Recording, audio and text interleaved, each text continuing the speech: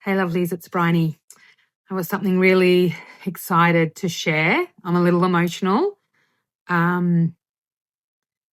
Late last year, late in 2025, I went to Sydney for a photo shoot with 70 other women, not all at once, but like other women across Australia who put themselves forward to tell their stories about housing instability here in Australia and share their personal stories. Many of these women have come from abusive domestic and family violent contexts.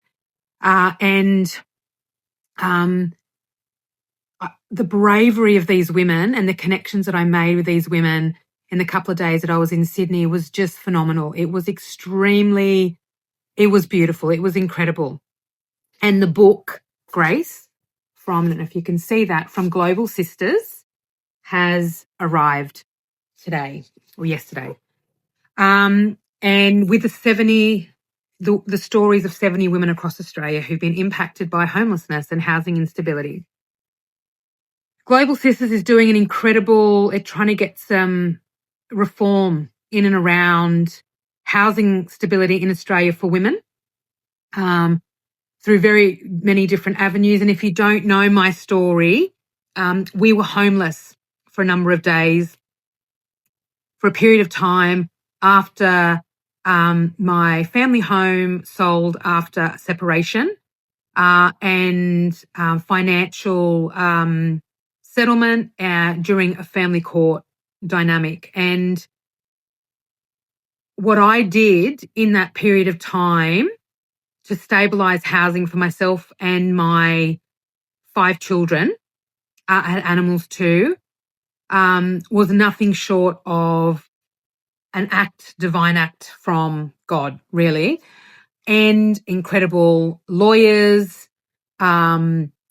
solicitors, a real estate agent who stepped in and really supported me and my family financially as well as physically, and the resources and everything that I pulled together on my own was nothing short of phenomenal. And this is what Global Sisters is trying to get sorted in Australia in relation to, you know, how women lend money, get money, like get loans for money, and as well as how they can access safe, affordable housing. And so they've got an initiative called Little Green Houses. And my story, I still sit back in my story, so I'm really emotional. My story could have gone in a very different direction. It was a very difficult time for myself and my children. And we made it through with community help and support and my absolute focus, clarity, strength, tenacity, and resourcefulness. This is where the somatic therapy stuff came into play, because it held me and supported myself and my children through a very, very scary and difficult period. And for me, it was always, the long term was always to share my story as a pathway for women who are impacted by family violence or escaping toxic relationships, supporting children, supporting their own system, and everything that comes in that: financial stress, housing instability, homelessness, finding resources and getting yourself rebuilt and stabilizing the home environment through systems and situations where you are completely out of control and nobody's listening to you and nobody is supporting the mother, the woman, and the children. And so this is the story. This is my story. This book is not widely available to the public, so you will not be able to locate it. It has been created for particular people, of course, the women and anyone associated with Global Sisters, but also the women, the lawmakers in Australia, because they're really trying to get some law reform. but the opportunity for me, I've been a panelist for the regional bankers as well. They've got an initiative of little green houses happening in Armidale in New South Wales, Australia, and another one, I think, earmarked for Victoria. And my story will also be told through a podcast that they're actually have been creating. What I want to share is, like, I'm so proud. I'm so proud of me. I'm so proud of how far I've come this happened early 2022, and I had an 8-week-old baby as well, and I was still breastfeeding. So this came at a very acute phase in my life and on my journey. I'm very humbled and grateful for those people that stepped in to help and support me and my children. And I'm very, very proud of myself.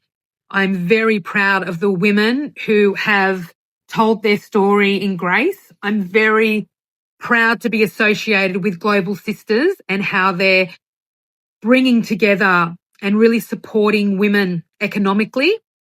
I'm really proud of my children who were broken as well and have watched me put my life back together, as well as, theirs.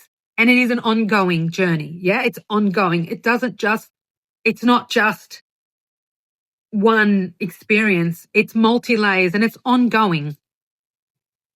Just a little celebration right now. I'm gratitude, joy, and also grief, because it's a moment in time that I can stop and see how far I've come and how much went into getting to this point. And yeah, I never thought coming out of that and seeing the shattering of my life, I never thought I'd get to this point. So if you're a woman that's going through horrific family court and escaping family violence and rebuilding your life from scratch, from the ruins, there's a pathway. You can do this. You can do this. I have done this. I continue to build on this, and you can do this. There is a pathway. There is a map. There is support. And this is the work that I also do with women it sounds like wild to say that, but this is the work that I do with women in the clinic space. I'm so passionate about it. You don't have to do this on your own. And what feels impossible now is possible to get through, is possible to get through. I'm living and breathing proof of how you can not just rebuild, thrive and flourish, because I'm in my best place, in my best, in the best place I have ever been in my life, with, on paper and through storytelling, should have been the absolute breaking and my complete and utter annihilation and demise. And it has been the making of me. Just so grateful. And it's here. So that's grace.